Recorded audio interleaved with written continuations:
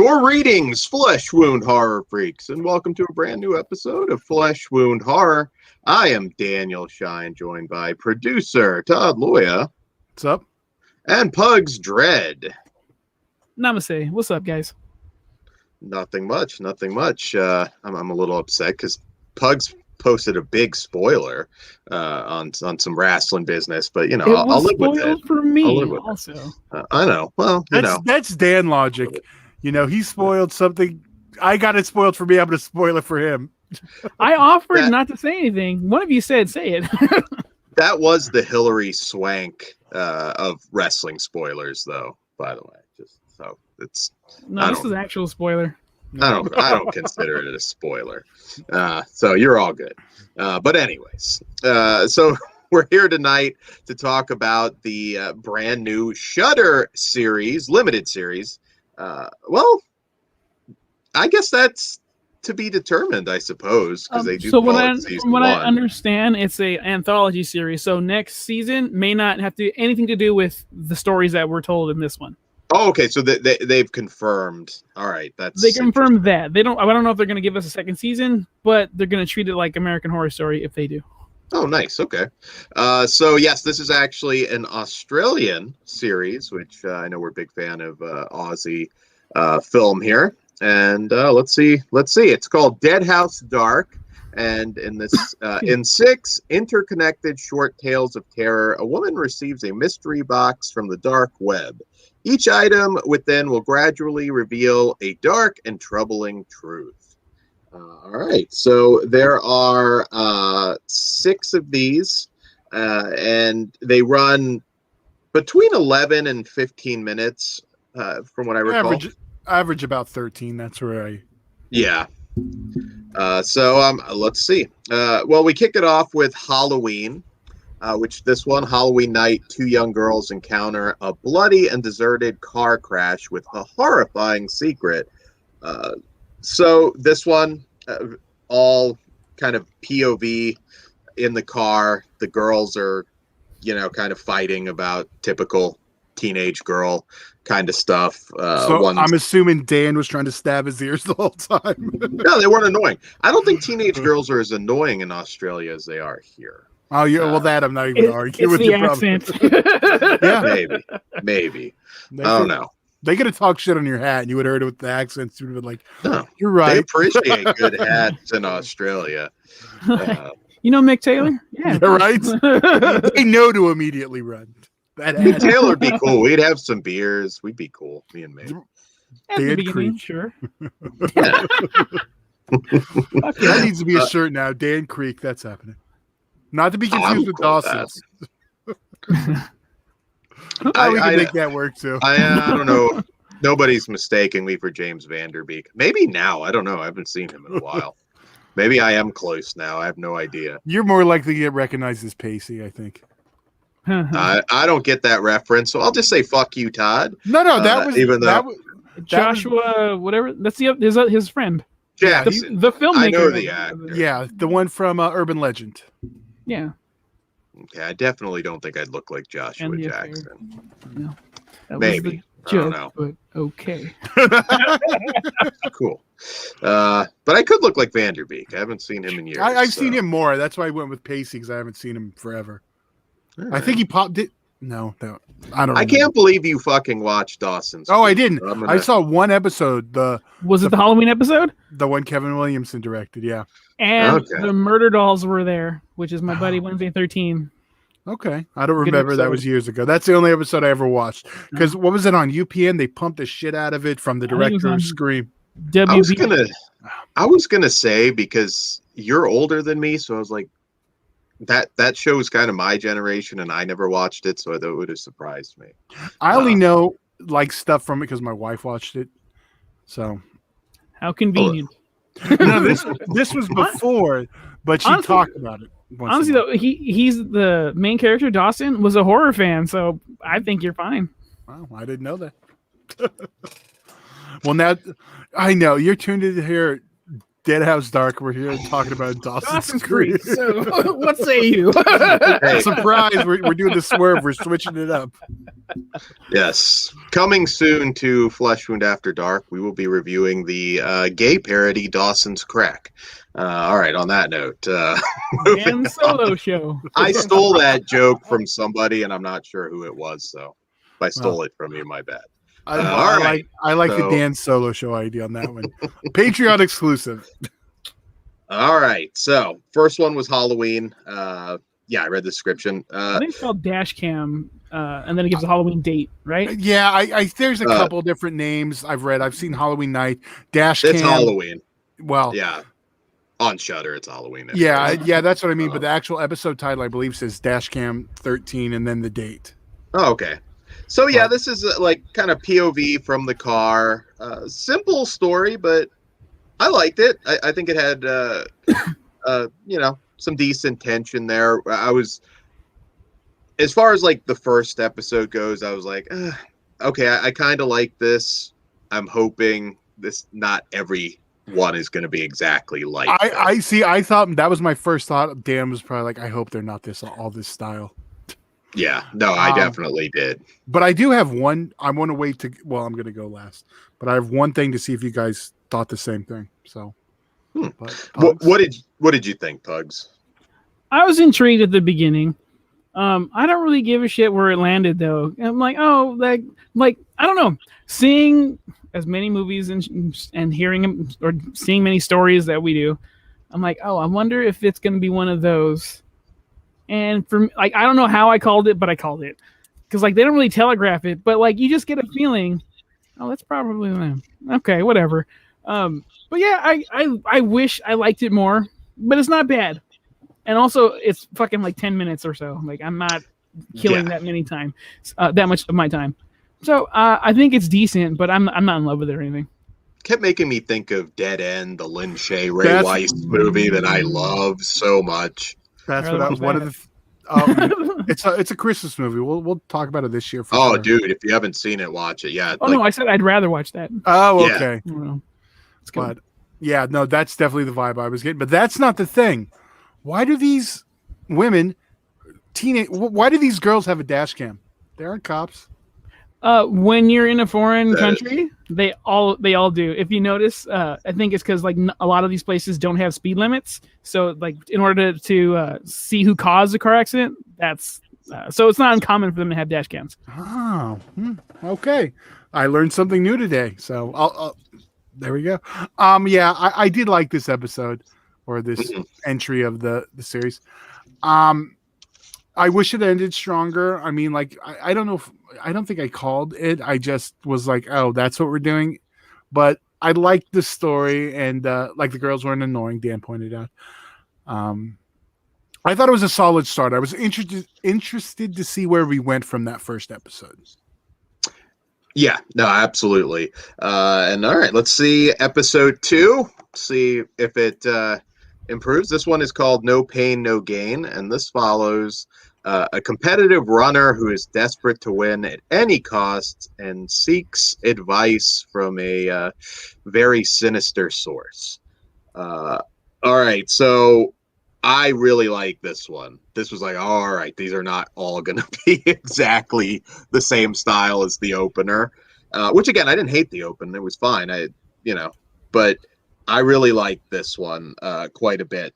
She keeps getting these calls to do these ridiculous things, and it did remind me a little bit of Pugs and what something he might do. And yeah, just this guy just trying to like motivate her and has her do some pretty sick, twisted things to herself. I mean, man, for 15 minutes. They pack a punch in this story. I thought the lead actress was really good. This was a really awesome 15-minute short. What did you think of this one, Pugs? This reminded me, or this, I should say, if fucking Michelle Carter from I Love You Now Die decided to become a fucking track coach. But yeah, this one, I like this one more than I did the first one. I still wasn't like very impressed, but I'm like, I should be, because like we're in and out of these stories, and that's what I like. It's strong for what it brings to the table, but yeah, I'm not in love with it, but I thought it was good. Did you pop for the PSA at the end? Yeah. When she was carving "No pain, no gain" on her stomach, I was like, "That's cool." You're not a quitter. Oh, wait a minute, maybe you are. I really enjoyed it. Do I have to post that message at the end of this episode now? Probably. What did you think, Todd? Because I thought that one was really strong. That turned it around for me. Yeah, I did. I like this one. Like I said, I like the first one too. But this one came out of the box strong, and Pugs got out the carving, self-mutilation, whatever we're gonna call it. Motivation. There we go. The motivation tactics. Yeah, this also it was like a horror, more like a horror-ish version of convenient. No, not convenient. Compliance. Compliance. Yeah. Yeah, it's a good. Yeah. Yeah. So I like this one going. This as of now, the series is getting better as we go, but we're only in episode 2. Yeah, so I would call that one a winner. 3, we have The Staircase, and this one, a group of fame-hungry mystery hunters venture down a mysterious staircase to face what lurks in the supernatural darkness. All right, yeah, kind of a sort of ghost hunters setup, although they're technically, I guess, not ghost hunters specifically, but and the kind of Ghost Hunters meets As Above, So Below, sort of. Yeah, that's good. I like the premise quite a bit, and there's some. Again, this one packs some pretty solid scares in a short time frame. What did you think, to Pugs? So far out of the 3, this is my least favorite. Even though it's still good, like I don't want to make it sound like I'm shitting on these things. I think they're cool for being 10 to 15 minutes. I think this was very well acted, but I don't know. I don't think they were given enough for me to care as much as I should. It's okay. You wanted a little more story in there I kind of get that, because there were a couple of these where I was like, man, I wish it was just a little bit longer. There's one that's coming up that I want to talk about, and I think, we'll get there. But yeah, this is fine. I thought it was cool, but again, I'm just not like, it's not hitting home runs for me. Okay. How about you, Todd? I'm actually with Pugs on this one. It started out strong, and it started to lose me, and it never got me back. I don't think it was bad. It didn't work for me. There's something like As Above, So Below is not a perfect film by any means, but I really like it too. Yeah. But there's just something about the idea of that, like actually finding, hell, that I think is kind of cool. Not perfect, but I enjoyed it. So far, I'm well entertained. All right, so the next one is called A Tangled Web We Weave. I'm excited to talk about this one because I'm a big fan of the actor Nicholas Hope, who plays David. A lot of people will remember him from the Aussie cult film Bad Boy Bubby. I love that movie so much. That's Bubby. I'm just going to say real quick, if you've never watched it, you need to watch it with headphones. First time, just watch it with headphones. I've never done that. No. The director's the one who was like talking about that. Watch it, and I tried it, and I was like, all right, it really gets you in there. Yeah, okay. Yeah, great film, great actor. This one, David and Ellen are on a date, but David just has to deal with a little rat problem first. So it's kind of a theme tonight, comparing these stories to movies, but this one kind of, not exactly, but kind of reminded me of Unknown Origin, the Peter Weller film. And also, I guess if you want something more mainstream, Mouse Hunt with violence. And yeah, this one's actually really entertaining. This could have almost have been a creep show episode in a way. It's funny. I was gonna say this felt like a season 1 creep show episode. So we'll see what Bugs agrees or disagrees. I wish this would have been a fucking season 1. It's my turn. I'll go. Yeah, go for it. Go for it. This one, fucking awesome. And it ties in to the next one that we're going to talk about fairly awesomely. Yeah, dude. What's his name? David? Or real name Nick? Whatever. David. Love him. He's a fucking crazy Larry David. And like that. I just want him and Larry David to go on a fucking murder spree. That would be amazing. I love this fucking story. There's old people trying to find love, which is cool. And then we find out he might. Well, I'm gonna spoil it. He's a fucking murderer, and like he has, his souvenirs are fucking cool, and fucking homegirl stumbles upon it. I just love it. This is a must watch. If they want to make this into a feature length movie, including episode 5 a little bit, I'm here for it. This is fucking rad. Love Larry David. Todd, do you have like a room with a heart on it like that? No, but I will now. Got to spiffy up the dungeon. Yeah, it was. This one was fun. I'm surprised you liked it, Bugs. It felt like a season 1 episode to me. I mean, I guess I'm not, but it had that. I'm like, it has a fucking murderer, a cool old dude. Like it's all me. You know what? Maybe it was. But there's some episodes on season 1 of Creepshow. I'd say the same thing. But I think it was because it felt like you could fall in that world without the bright colors, which is what season 1 a lot of Creepshow was. And if you want to hear what we think about Creepshow season 2, we finish that off tomorrow. So this had a great ending too. This was just fun. Like I just had a really good time with this. And yeah, Nicholas Hope, man. You don't hear his name, but he's a great actor. Check out his stuff. All right, so we're on episode 5 now, 5 of 6, and this one was Mystery Box, and this one a dark web. Hold on, real quick. Am I tripping, or was this like a silent movie? It was pretty close, yeah. Okay. I don't remember any words being spoken, but anyway, sorry. Go for it. No, that's okay. So, Mystery Box, a dark web mystery box that arrives, and a young woman uncovers the sinister secret locked inside. So this one, honestly, I forgot, like, because I just sat and I watched this. I didn't look up anything about it. I try and when I can go in as blind as possible. So at this point, I was like, how are these going to be connected again? And this is kind of it, which it said in the description. And this, I thought the same thing when going through. I was like, these don't feel connected.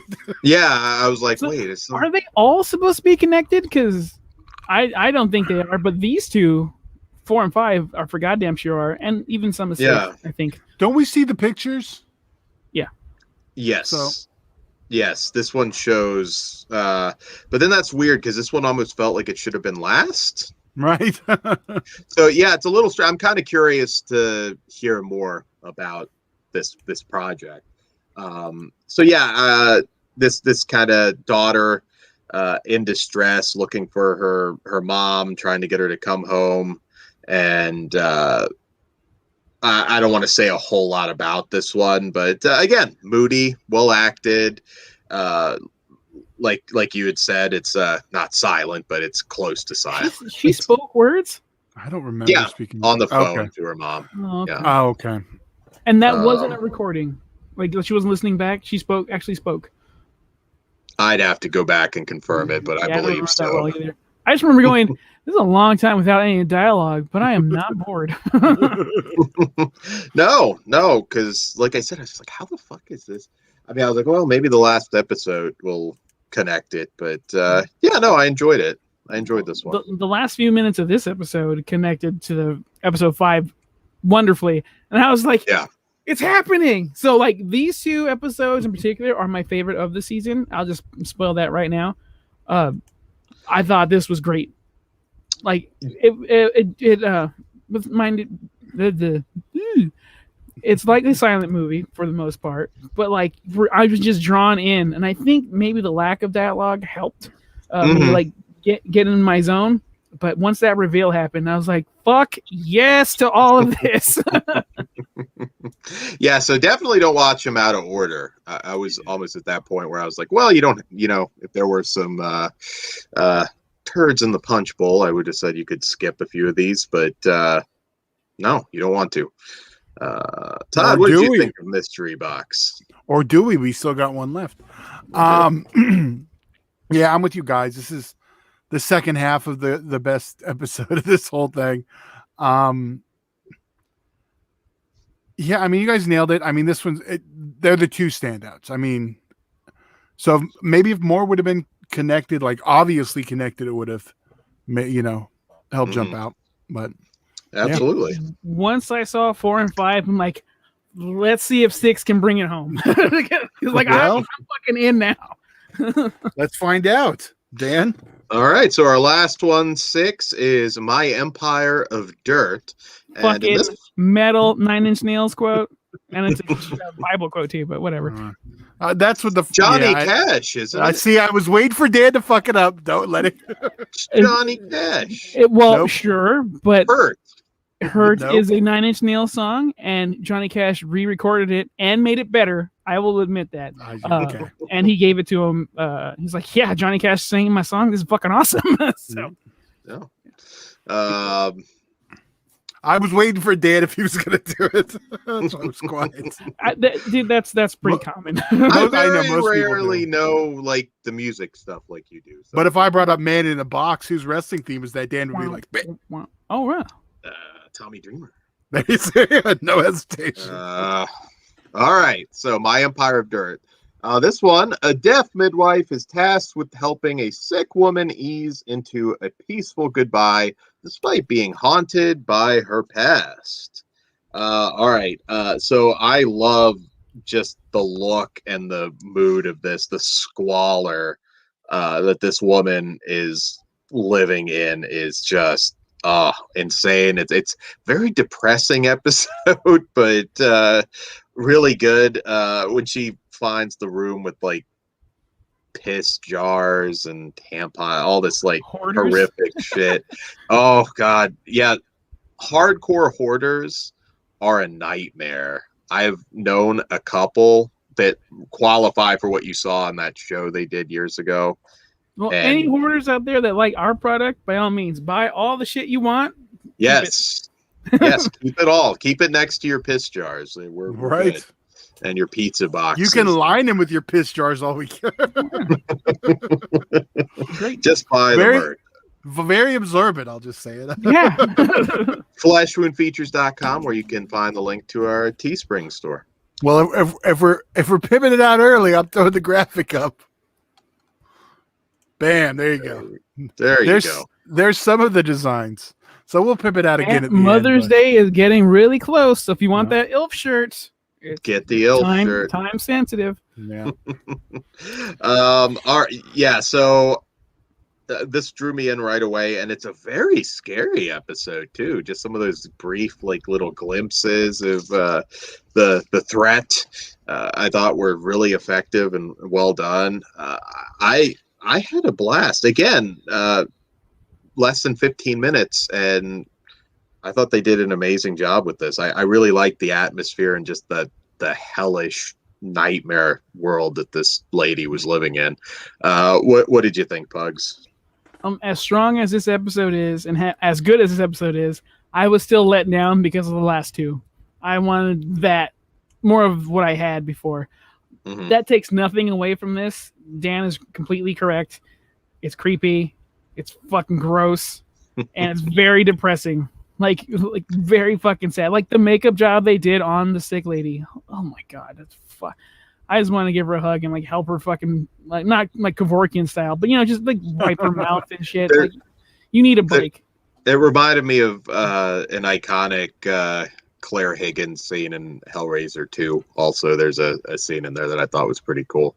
Mm-hmm. How about you, Todd? Did you like this one as much as I did? Yeah, and I noticed, and this one really brings it home. These are all just so small cast-wise, and I think that helps keep the times down.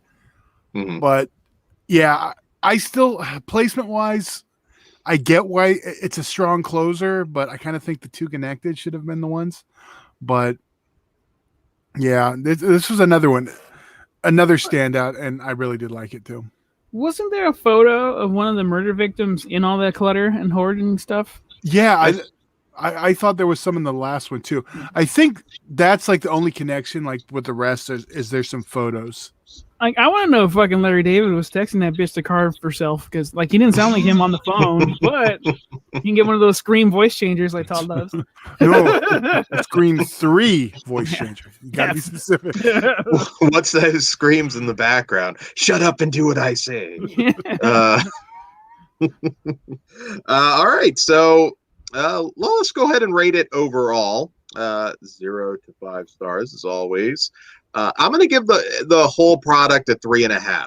I don't think it's a classic, but I can honestly say 6 stories. I liked them all. There was just one that was just, that's pretty damn good, honestly. And you're spending about as much time as you are watching a movie. So, yeah. A little longer. For me, I would go 3.5 too, but 4 and 5, especially 4, is just too strong. I'll give it a 4. Nice. I'm with Dan on this 3.5, but those two are super strong, and I think Damn, now I'm rethinking. Maybe it should be a 4 because those are so much stronger. They were fucking great. Like, dude, Larry David being a murderer, a serial murderer of women, and he's preying online. Like fucking, I don't know what an old people fucking Plenty of Fish is or J-Date. Looked like he was on like just like a senior. I don't know. Yeah, like a dating website, and that's fucking Harmony, I guess, is the old person one. That's the one I was looking for. Dan, apparently we know what Dan won't use. I was like, J-Date. No, I know because I signed up for it like 7 years ago, and I was Christian Mingle. Farmers only. Should have got some of them cougars or grand cougars. I don't know what they are. Pugs convinced me I'm a 4. All right. There we go. I just really think episode 4 is just really fucking solid. I want a whole fucking movie on him. Yeah. You could certainly do it. And 6, I would say as well. Although I was like, shit, I just love the look of this damn thing. All right, so guys, be sure to like, share, subscribe, and hit that notification bell if you haven't already. Also, patreon.com/fleshwoundfeatures. We do have the Cornelius collection episode where we tackle Super Hornio Brothers coming up. Just some teases for some future shows. We have our Full Moon show with Christian Hannah Horror coming soon. Which was really, really good. So make sure you listen to that. We've got the Creep Show one coming up soon. We've got all kinds of stuff. We've got a full slate that we're working on. So check those out. And we got some Vinegar Syndrome reviews coming up too. Yes, we will have another Vinegar Syndrome show as well. And Dark Side of the Ring is returning. So maybe. Oh no, we're doing it. Okay.